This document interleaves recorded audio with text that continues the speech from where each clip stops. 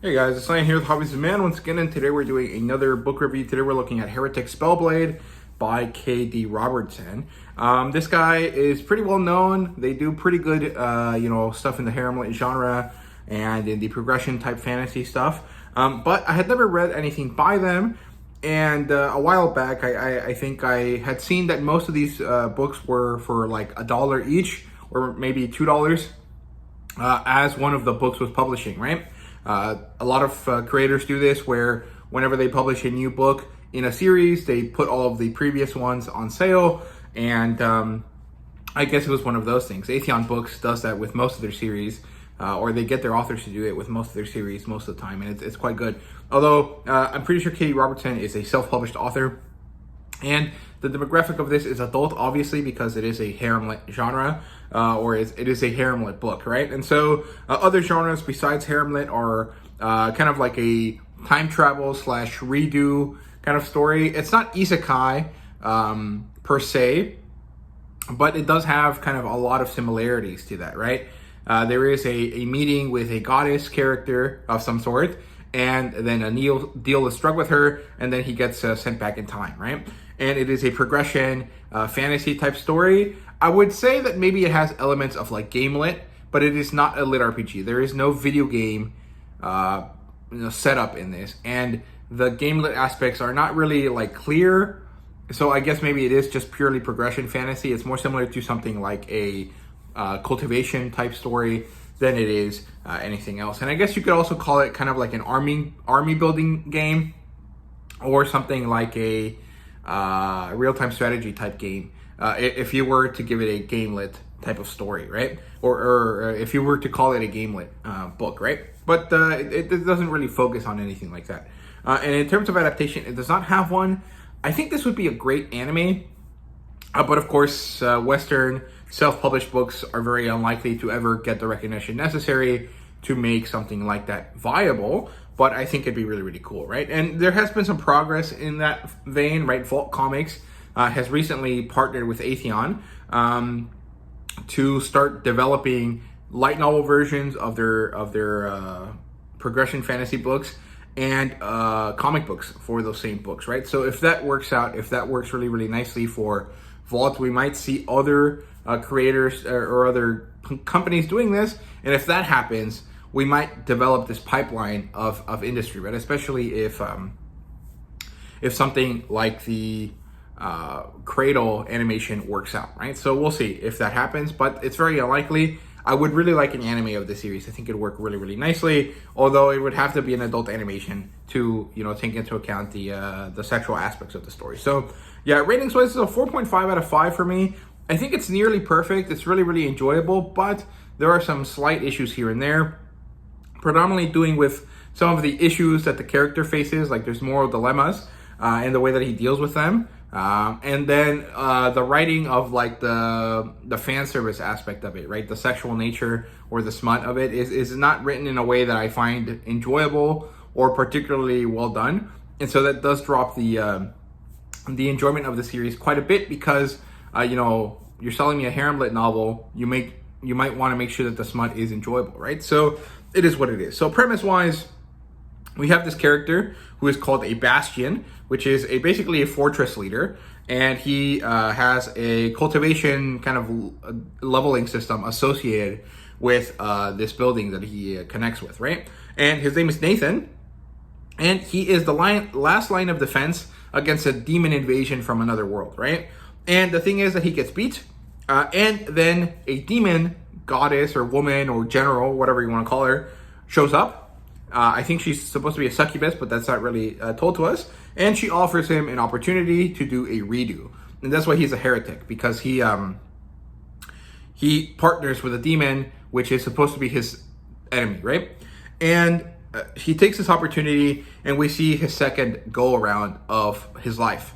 The thing is that there's kind of elements here and there that maybe tell you that that's not really what's happening. It might be something else, but it's pretty similar to what he thought anyway. So it's, not really that bad. But there is kind of this hidden concept, this hidden line or this thread that if you pay close attention to, you will see that maybe things are not the way they seem, which is pretty understandable if you do a Faustian deal with a demon, right? So yeah, overall the premise was pretty great. I really enjoyed it. So let's move on here to the plot line here. So it opens up with this world-ending situation. We see Nathan Martell, the last Bastion standing, prepare for an attack. He feels something is off when he gets a intel or kind of like a scouting party's report, right? And he initially tries to kind of shake it off, but he can't. And so he sends more scouts. He prepares himself, and he tells his champions, these female characters that have supernatural powers, to get ready, right? So we see him kind of have like a moment of, romance and lust with one of his characters, with one of his champions. And then he wakes up for the next day. And this is when we get introduced to a bunch of characters as he goes through the development of this preparation, right? So the characters that we get introduced here in this development of his initial kind of fight against the end of the world are Jephelia, Sienna, Sen, Sunstorm, Vala, and Narim. And these characters are his champions, and quite a few of them are beastkin, so they're like animal girls, right?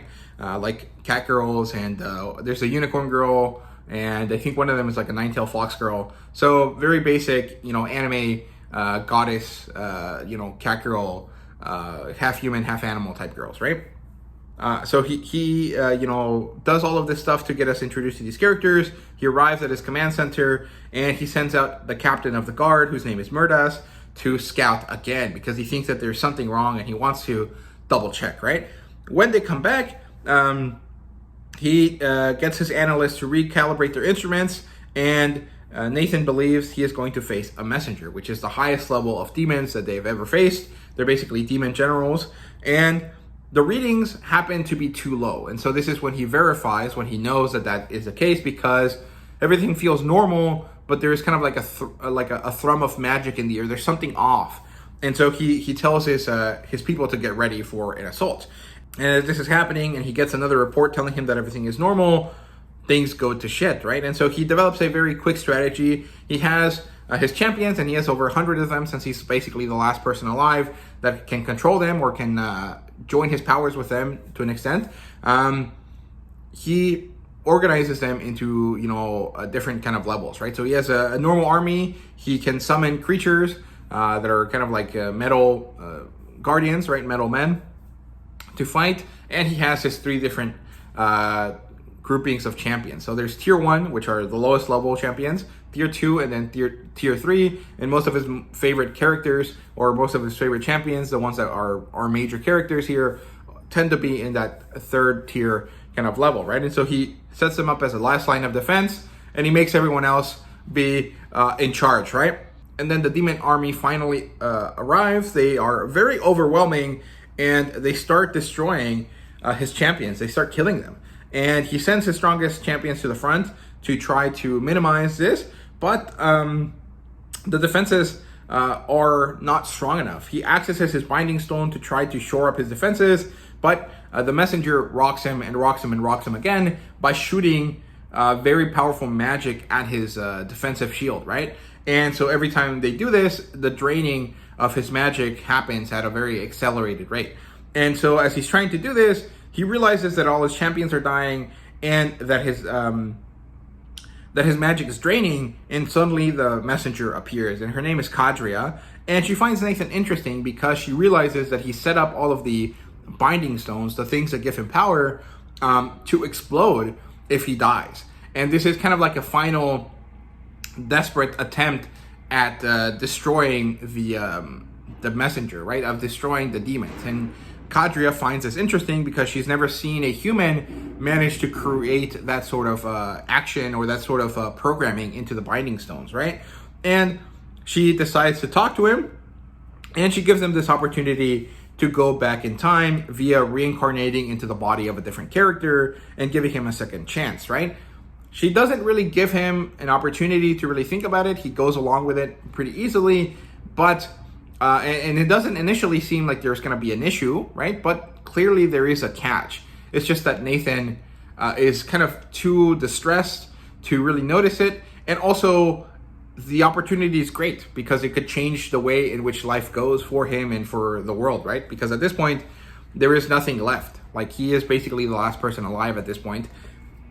And he thinks that going back is the best thing forward, right? I mean, honestly, maybe he could just die, but then you wouldn't have a story. So this is when we get him to reincarnate, right? And this is the end of the isekai or redo setup, right?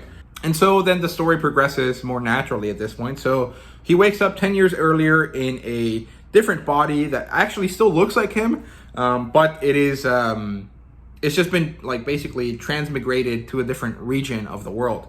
And it turns out that he is no longer Nathan Marthel, but rather Nathan Straub, right? Or Nathan Straub. He is a disinherited noble. His father has kicked him out of his family and forced him to become a Bastion. And so after he managed to work his way through Bastion school, because that is a thing that this kingdom that he is not from, that he got put in, does, he is going to take his first post as a Bastion in this version of the world, and he is set at the edge of the Anfang Empire, and he arrives at his fortress and is welcomed by a young version of his old champion, Jephalia.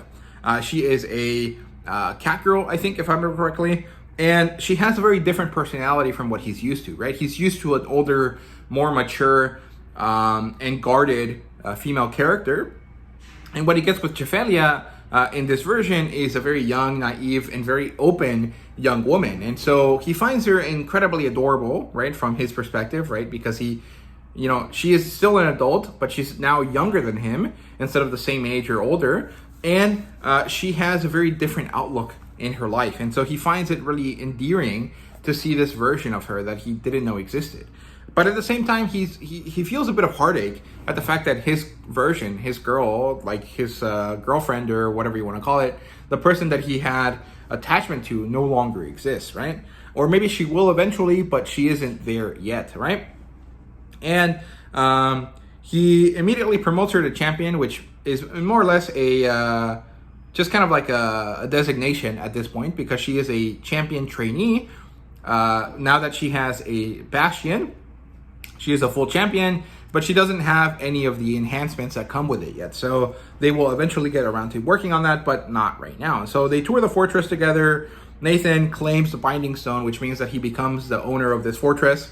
And he has access to basically a giant magical battery. And he goes around this area called Garrick Pass, and he goes down to the demon portal that's at the base of his fortress, and he gives Faye a speed enhancement, which is what she used to use back in his version of the events, right? And he lets her kill a few of the demons here to try to test it out, and later they do a little bit of skinship to bond. And in this case, skinship means that he brushes her hair and her tail, and he helps her groom herself as a way to bond with her and develop their relationship, right? And usually the relationship between a Bastion and a champion is sexual in nature. They usually are set up so that a Bastion's sexual preference is taken into account when they get assigned champions and stuff like that. And that's mostly because the way that they connect is very lust-inducing, right? The way that a Bastion confers power onto champions, it creates a lot of lust in the characters, and so it is assumed that they will eventually engage in carnal relations together. So they kind of take that into account, right? And that's basically all we learn here. Before we kind of move on, Nathan goes to a study. He tries to find out, what's going on in this area of the world at this point, because he understands some of the history, since the war that led to the demon invasion that he was trying to stop starts in this area, but he isn't really sure, about his position at the moment, right? And so he studies the lay of the land, he checks the boundaries, and he finds that the ley lines, the magical lines in the world that charge the world with magic, are being disrupted in this area. And that's bad, because that means that there is an incoming attack, right? Especially because the disruption hides the fact that demons might be coming, right? And so this is kind of like an international incident that is happening that he has kind of have to deal with, but he doesn't know how to yet. And as you're kind of thinking about that, a trumpet calls, right? And it gets their attention, and they go down to the opening or the door to his fortress, and it turns out that Trantia, the main town in this area, is under attack, and the Bastion is needed because he is a powerful military force, even if he's just alone. And so he and Jephelia rush over on this constructed metal horse, and when they arrive at Trantia, they see that it's bandits camping outside of the fortress that protects the city, right? And they're going to attack, but they haven't started yet. And so Nathan surprises them with his spells, basically a giant fire array, and Faye jumps into the fray after that, and she starts killing a lot of the characters. And when we see who the enemy sorcerer is, it turns out that it's Sen, which is another female character that we were introduced to earlier in the story, who happens to be champion level, but not actually directly a champion for Nathan. But she is someone that Nathan has a meaningful relationship with as well, right? And so they beat her back, and Nathan wants to initially catch her to try to develop his connection with her again, but he can't. He decides to push her away, and then Nathan goes to meet with Lady Von Claire, who is the ruling noble of this area of Garrick Pass, and she is the nominal leader of Tantria, right? I think there is supposed to be some sort of mayor in this town or something, but it's not really important, right? And so they build quick and blunt rapport with each other. The lady wants to kind of play into the niceties of being a noble, and Nathan just doesn't give a shit. He's like, I'm a military man, I don't need all of that crap, just tell me what the hell the problem is, right? And Von Claire doesn't really know what to do with this. She kind of just huffs and goes along with it, and she lets him lay out her issues for her with the region. And when she realizes that he really, really deeply understands the problems, she does whatever needs to be done to get him support. And so she's going to throw her whole ability as a noble behind him, right?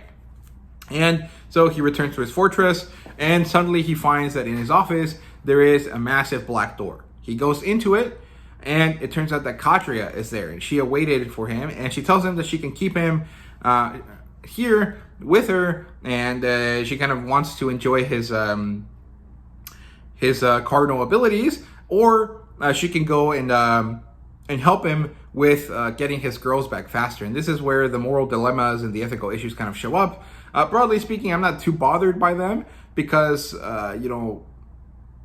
we need these characters to get to the point they need to be in order to best deal with the situation at hand. But at the same time, it's not great because he doesn't even put up a nominal kind of like disagreement with it or realize that it's necessary.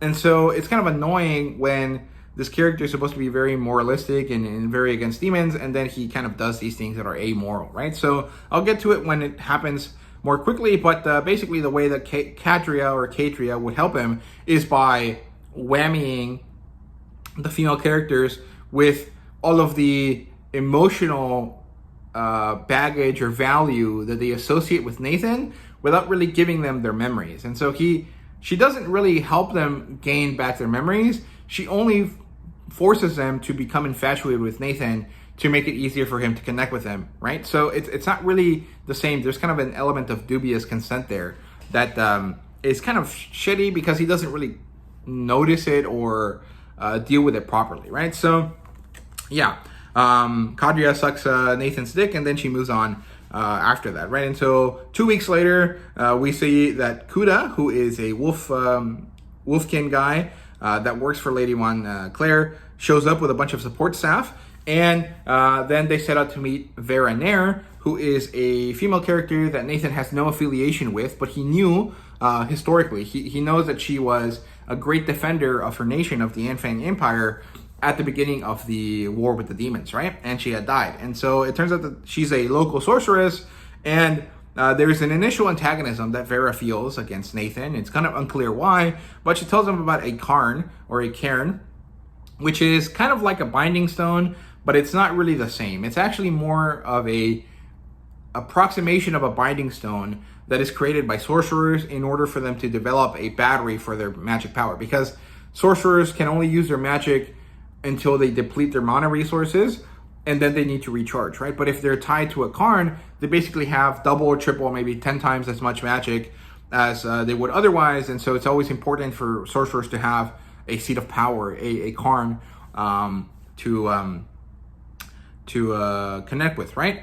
And so she has one because she lives in a tower, in a wizard tower, but she knows that there is one out in the wilderness that maybe is what Sen is using, right? And so she joins up with him to go look at it, and they know that the bandits that work with Sen are there. And so, and Faye asks Nathan to change her enhancements at this time for less speed and more strength. And initially, Nathan is actually upset about this because that means that this Jephalia is not the same as his old one, right? And he eventually realizes that, you know, fuck it, I'm being stupid. I have to give her what she wants because this will be a new version of her. And maybe this is better for her than it was before, right? And so he helps her with this. He gives her that different enhancement, and then they show up to the bandit camp, and Sen apparently is with Sunstorm, another character that Nathan knew from back in the day. And then the girls fight the rest of the bandits as Nathan summons these slim soldiers called hoplites and then starts fighting with Sen, right? And Sunstorm throws her shadow magic at Nathan, but he manages to dispel it with light spells or something like that. Or I think it's actually just with his binding stone magic, but it's kind of unclear. It's never really explained to us deeply. And we get to see that Sen engages Faye, and Faye actually beats her back this time because she has less speed but more strength, and this makes her a much better enemy for Sen, and actually manages to knock her out with a punch to the face, I think. And Sunstorm escapes. The battle is over after they destroy all of the bandits. They actually kill most of them, and then they head home to the fort at Garrick Pass.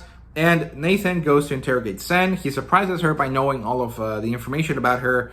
And when he can't convince her to join him normally, he goes to Kydra and he asks her to help him by, you know, whamming her. And so this is when we learn that, you know, she doesn't actually give her memories. She doesn't help her realize the information that was missing, but rather just forces her to feel all of the connections and all of the emotional attachment that she had before to Nathan, right, in the old timeline.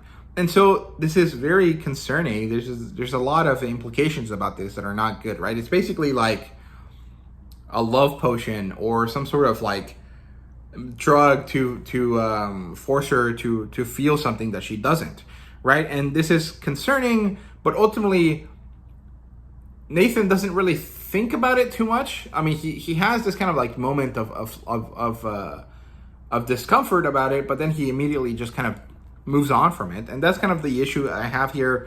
It just feels like a bit too easy. I feel like there could have been more agonizing about it, more thinking about it. And the thing is that he doesn't think about it at all. He immediately goes to take Sen to Kadria to get that done so that he can get her back in his life. And, you know, maybe it's off-put by the fact that he's nice to her and he cares about her and he wants her to be strong. But I don't know, man. Maybe the justifies don't really, the means don't justify the ends, right? Or the ends don't justify the means, I guess, is the way that I wanted to phrase that.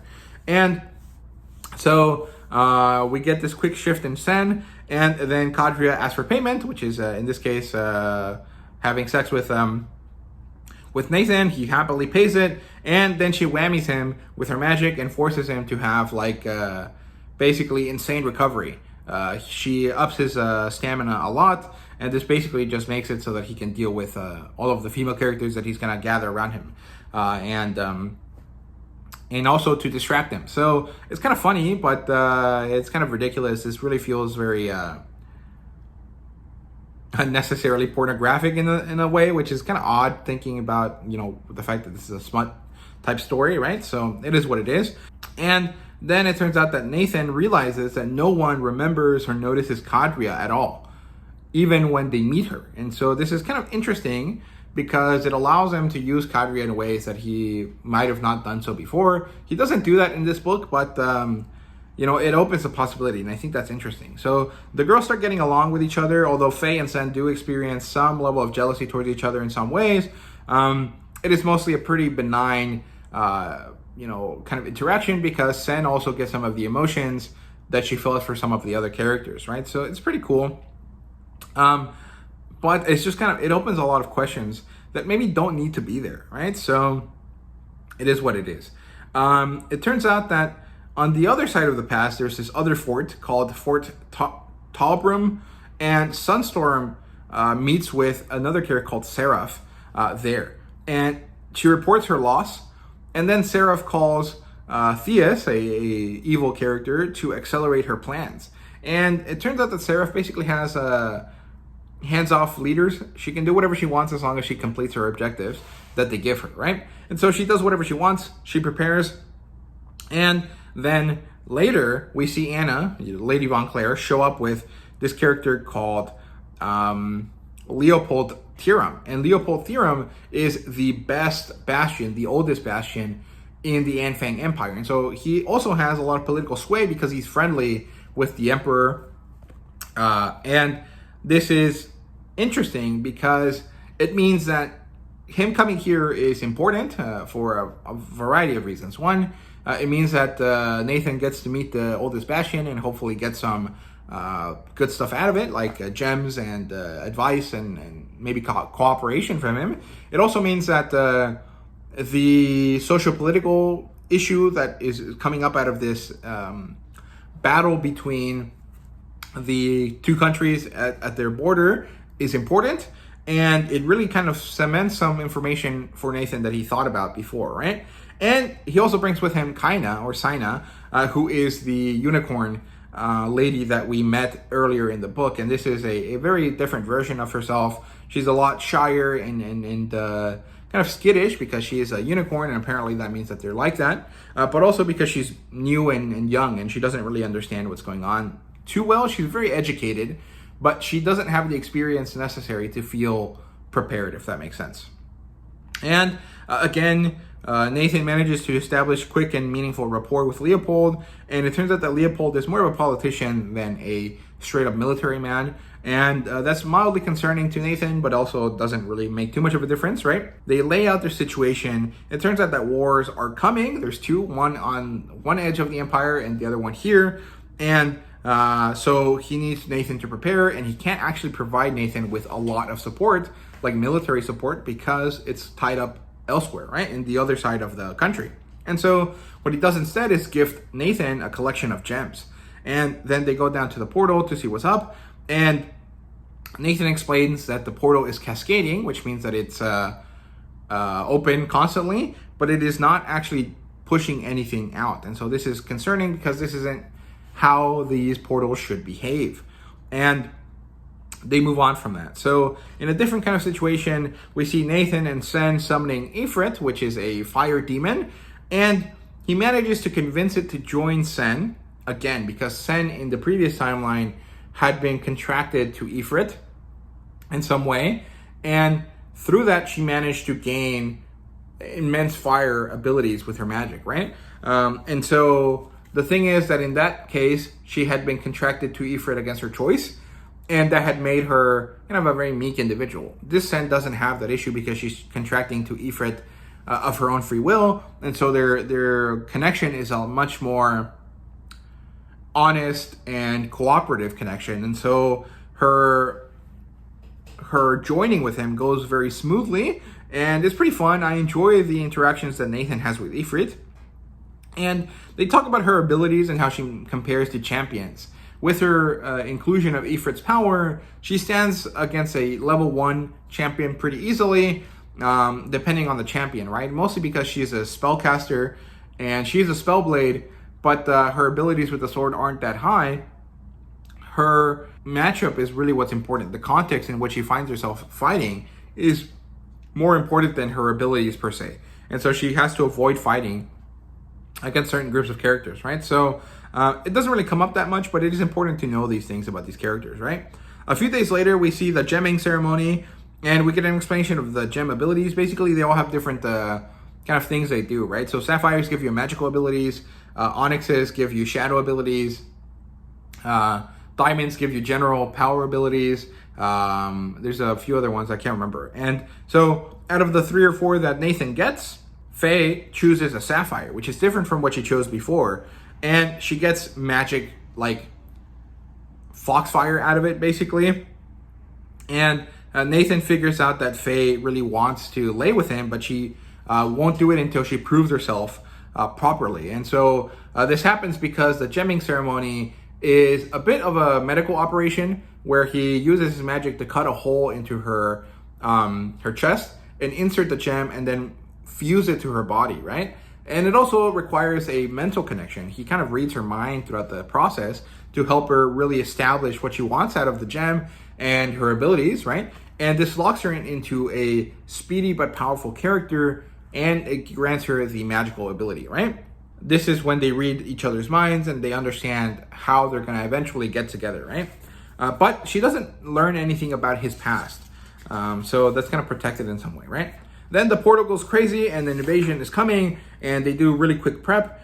And Nathan gets to convince the soldiers that had been brought in by Anna, by Lady Von Claire, to hold back and kind of just keep up using siege weapons against the demons and only let the empowered people, the people that have magic and stuff like that, fight in the front lines, right? And so Nathan and Sen do crowd control with their magic. News come in that Lady Nair's tower is being attacked, and the demon waves are really, kind of going and going, but eventually they do manage to start ebbing.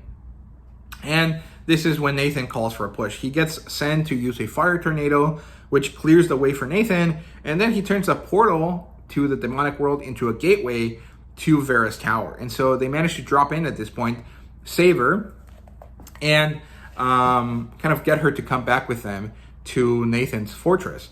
Then Kadria shows up out of nowhere, and she gets mad at Nathan because apparently by doing something so interesting and powerful, he has called attention to himself. And so the messengers that are on the other side of the binding stone or on the other side of the portal will come for him at some point, right? And in the aftermath of all of this stuff, Nathan and Faye finally get together, and we have a pretty nice scene between them. But I just don't really enjoy the way that it's written all that much. So I'll talk about that in a bit, I guess. Then 3 days later, the Federation shows up, which is the other country that's attacking them, and the sorcerers gather together to try to launch a magic spell at the fortress, and Sen manages to pop it pretty easily, and then the Federation moves away again.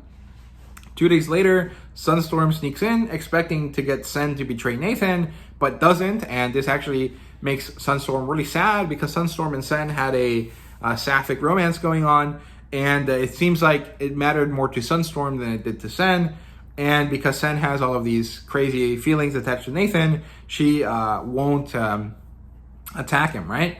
And so they run away from Sunstorm. Faye fights this character called Lilac, and then she burns her, and Sunstorm surrenders.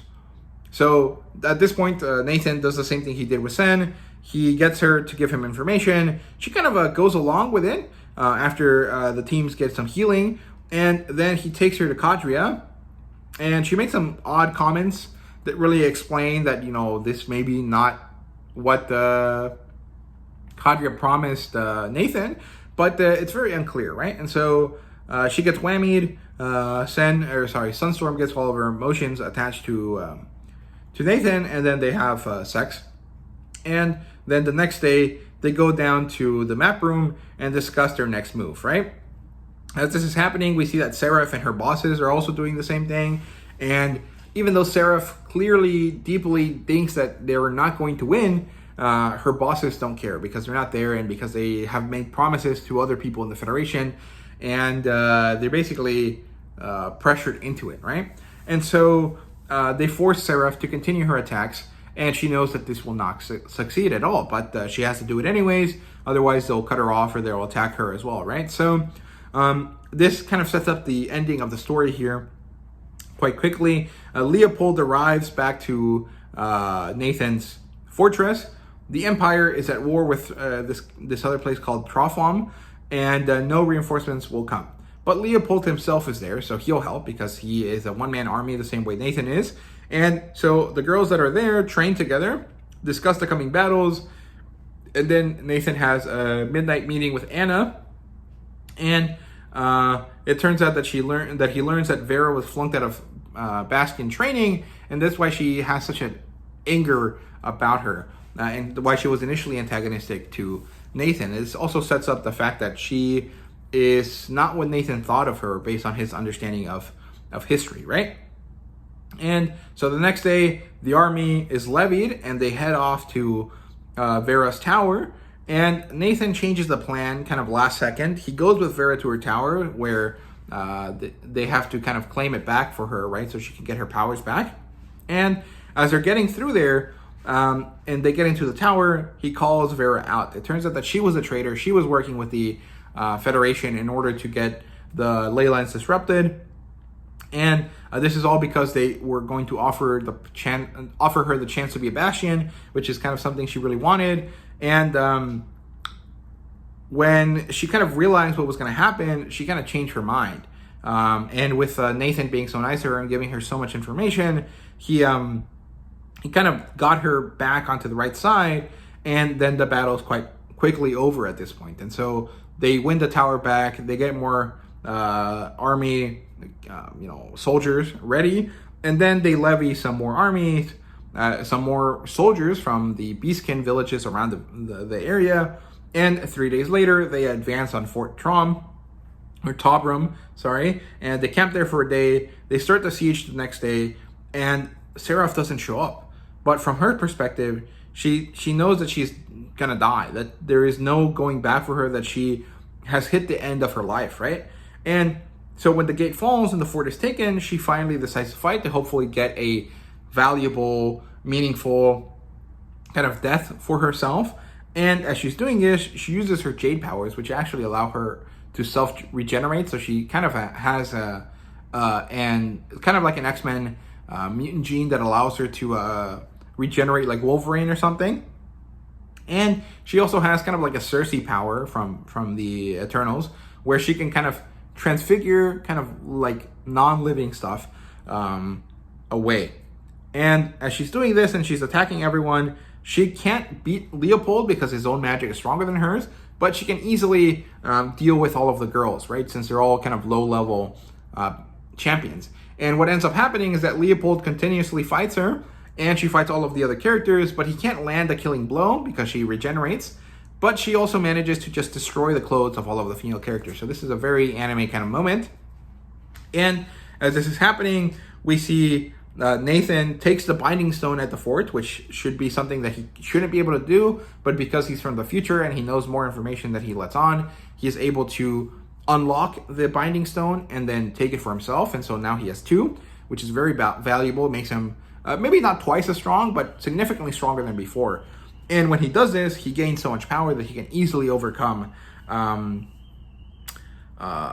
Seraph, right? And so he goes outside to try to help them out. He sees that everyone is naked. He asks Leopold, what's going on? And he's like, well, shit happens. Seraph's powers are like this, and she's kind of weird, and this is what she does. And when Seraph requests information before they kill her, Nathan doesn't give it to her, and so they fight. And he beats her quite easily. Then he answers her questions and offers her his leadership, to follow his leadership in atonement, because she is a survivor of like the Japanese equivalent country of this world that was overrun by demons, right? And everything she's done was in order to kind of find a place for herself, but she never did. And so she wanted to die to atone for all of her mistakes and all of her sins. And Nathan offers her a chance to work for him instead. And so he gets a new character that was unknown to him before, but maybe is valuable because she has administrative management type abilities that no other characters have in his employ, right? And so she'll help him by helping Anna, the Lady Von Claire, to really develop her country, right? Or her state, right? Or her province, right? And this is kind of like where we kind of start going political with the story, I guess. So the battle ends. Nathan wins. He gets the binding stone. He gets Seraph. And then Anna shows up to sweep up after everyone, kind of finish off the work. And Seraph becomes her secretary. The Federation doesn't attack anymore. And Nathan builds up his Bastion army by continuously creating these hoplite characters, or, well, sentient robots, right? And he also builds up a Beastkin army. He saw all of the levied soldiers, and he tries to offer them work at his forts. And this kind of helps him develop this Beastkin army, because Beastkin are twice or three times as strong as humans, and so they can stand up to demons in a way that human armies can't, which is why he was mostly using his hoplite constructs throughout most of the book, right? And as he's building up the Beastkin army, he's also tying them to himself and through him to Anna, and so developing the power of this province, right? And this is very valuable for him and for Anna, right? And then Nathan has a serious conversation with Vera about the fact that you can only be a champion or a bastion. You cannot be both, and you cannot change jobs because it fundamentally affects your magic and your physical makeup. And so there is no way for you to do either, or to do both. You can only do one or the other. And then he talks to Kadria. He's changed things, he's done things that are different, and so the messengers tied to his portal are going to soon come, and it's a pair of twins. And then Nathan realizes that he needs Nareem, who is this, nine-tailed fox lady, but he needs to find where she is, right? And so this is the ending of the book here, with Nathan kind of preparing for the twins coming and preparing to go and find Nareem, right? And that is the end of the story here. I, broadly speaking, really, really enjoyed this. I read it in less than a day. I kind of, rushed through reading it because I just really, really liked it. I thought it was very fun. It was really enjoyable. The writing here is well done. It's very enjoyable and quick and easy to enjoy or to read through, right? Sometimes characters or writers are a bit clunky and stuff like that. This has none of those issues. The editing is perfect. It's just some of the emotional elements, right? That dubious consent thing where the characters are basically whammied or drugged or, kind of date raped into kind of liking him. It's very concerning, but also not significant enough that I care too much. Like, it's fiction. It's not that big a deal, right? But I always kind of find myself annoyed with these types of characters because they are supposed to be these great, meaningful, good guys, and then they do things like this. And it's like, well, dude, really? Like, you're going to do that, right? Like, it just kind of is a weak characterization, if that makes sense. Like, I feel like it would be better if he was pressured into it by the reality that these characters hate him, right? Or something like that. Like, maybe that would make it worse, but also it would make sense for him internally much better, right? Because otherwise he just kind of seems like a hypocrite or kind of someone of weak moral fiber when he's supposed to be the hero of our character, right? Or the hero of our story, right? So that's kind of one of my issues there with the plot. The other thing is that the smut, the fan service aspect, is probably the weakest part of the writing because it's not really... how do I word this? Let me see. There is a certain level of like matter-of-factness to the way that it's written that makes it really unappealing, if that makes sense. There is not enough floweriness or enough like vagary in the way that it's written to really make it kind of easy for you to imagine a better situation than what he's writing. It's so kind of direct and straight to the point, and it's not really all that exciting, right? So, maybe this is one of those areas where haremlit authors could probably learn a thing or two from some of those Harlequin novels or those bodice rippers, right? Where it's a lot about developing the vibe and the feeling more so than actually telling you what's happening, right? But I think that's just one of those like visual versus emotional kind of things that men and women kind of have differently or whatever. So it's like not bad. It's serviceable. It's just not super exciting. And the thing is that these sorts of stories are supposed to be, about having good smut in some way, or about having it be relevant to the plot. And it is relevant to the plot. It's just not executed the best way. So, yeah. Anyway, in terms of characters, we have Nathan Martell, who used to be Nathan Straub. And he is supposed to be this good guy. He is the last person left that can fight against demons in his old world. And then he gets a second chance. And he takes this chance quite well, and he learns it, and he uses all of his opportunities and all of his previous information to do the best that he can, which is really good. I actually quite like this character. I think it's really enjoyable. So I like him. I just have some issues with his lack of moral fiber sometimes. So in terms of champions here, we have Jephelia, Sen, Sunstorm, Seraph, Saina, Vala, Nareem, and... I think there's another one, Lilac, but she doesn't matter because she dies immediately. So Jephalia, or Faye, is the kind of main champion character. Sen is more of like the girl next door type character, with Jephalia is kind of like the young plucky character, right?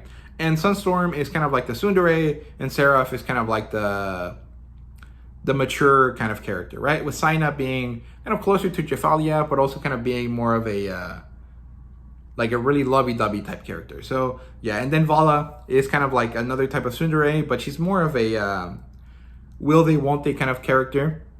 And the Reim doesn't really exist in this book. It's just a thing that he kind of wants, right? Sorry, it's not Vala, it's Vera. So yeah, she's the witch character, right? The sorceress. And then we have Leopold Theorem and Anna von Clear, who are noble / Bastion and noble. And these characters are protagonists, advisors, and helpers, and characters that are not champions, right? And then our enemies here are Theus, Tornius, Cadria. And Cadria I put as an enemy because she's like a demon, right? Like, by doing a Faustian deal, you are setting yourself up for bad things, right? It's just kind of when those bad things happen that we're going to be interested in, right? So yeah, in terms of world building here, this is a secondary world. There is no tie to Earth, although Cadria does have a lot of kind of fourth wall breaking kind of comments that really make it so you understand that she has access to Earth or to our kind of world and our type of entertainment, but that no one really knows what the fuck she's talking about at any time she brings it up, right? The religion here is that there's this character called the Watcher Amria, who was kind of like a Jesus character or something like that, or maybe kind of like a St. George and the Dragon type character, where she shows up, she fights back the demon invasion, and then the countries in this region, which is kind of Europe-esque, become followers of her, right? And so they pray to her, they ask her for help and stuff like that, and she might eventually come back, but she might not. And there is this kind of like socio-political kind of conflict around where the Watcher supposedly originates from, which is similar to, you know, Israel and all of the issues that plague the Middle East, right? In that kind of religious kind of sense, right? So there's these demon invasions, there's time travel, there's beastkins, and there's other races that are mentioned, right? Elves and fairies. And I think they mentioned dwarves at some point too, but I can't remember. But those characters don't matter because they're only mentioned in passing. The only characters that matter here are humans, demons, and beastkins. And basically, the way it's set up here is that messengers fight bastions, and the way that messengers fight against bastions is through their demon armies, and then the bastions fight against them using champions. And champions and bastions are intricately linked because a bastion connects to the superpower battery that is a binding stone, and then he portions off some of that power to give the champions through having an emotional connection with them. And through that, they can grow in power as they accumulate more kind of like strength of will and strength of body, right? And they use gems in order to focus their abilities. So different gems that are mentioned here are sapphires, amethysts, diamonds, onyxes, and jades. Jades give you kind of like nature powers. Onyxes give you like shadow powers or sneak kind of like rogue type powers. Diamonds are generalist, so they usually help you with whatever it is that you're good at already. And amethysts, I think, are like strength enhancing, and sapphires are magic enhancing. So there you go. If you take a sapphire without having any prior magic experience, you gain magical ability. And, you know, vice versa for the amethyst, I think. So pretty interesting stuff. You can be a champion, like ranking, without being a champion, like Sen or Vera, if she wants to. But that's usually kind of odd. And usually it's just like accompaniment to the bastion, like sorcerers or spellblades or whatever the case might be, right? And that's basically it for the world building. In terms of artwork and fan service, there is no artwork besides the cover. There are some maps, and they're pretty good, but there's no interior art. So if they ever made a light novel version of this, I would like to see that. I think the interior art would be pretty good. The cover's pretty good, and broadly speaking for the series, the covers are good, except like after the 5th or 6th one, I think it starts going into like kind of a vague AI-esque kind of feeling in the covers, and I don't like that. I think that these covers should maintain kind of like a singular style throughout all of them, and maybe it has to do with money problems that the author had. I'm not really sure, but I would hope that he eventually gets those other covers fixed to the abilities that were used for the first one, right? Because the cover is really good. I really like it. The fan service is fine. It's serviceable, and broad strokes are not bad, but it's not flowery enough to really develop a good image, right? But I think it's mostly the lack of emotion that comes out of it, not necessarily the lack of image, because I think the image is pretty clear, even if it is very like direct. It's just like it doesn't feel exciting, if that makes sense. Like you're not really feeling that Nathan is interested in the female character, even though the female character is doing some really interesting stuff to him, right? Like it just kind of lacks a little bit of emotion, and I think that really has to do with the lack of flowery language, the lack of, you know, flowery description and kind of like developing this vibe. But it's not really that bad, right? It's not big enough of an issue that it really brings it down too much. So my rating for this is a 4.5 out of 5. Like I said, some slight ethical concerns, and the fan service is not my favorite here, but broadly speaking, it is serviceable, it is good, it is enjoyable, and broadly, the plot line is enjoyable, like as all get out. Like it's really great, and the writing is good. It's just those slight issues that bring it down from a perfect score for me. So yeah, those are my thoughts on this book. Let me know what you thought. I will eventually read more of it. I have like 4 other books in the series, maybe 5. I think I bought the first 6, right? So I'll probably eventually get back to this. I just don't know when. I have other priorities right now. But let me know what you thought. If you've read this before, let me know what you think. If you've read other books by K.D. Robertson, let me know if they're better or worse than this one, or if they tie into each other at all. I'm curious, because I know that a lot of self-published writers like to do that Cosmere thing where they develop several stories that all kind of happen in the same universe, and it's up to you to figure out how they're connected, right? So if you guys know information about that, about K.D. Robertson's stories, let me know down in the comments. Thank you guys so much for watching, and see you guys later.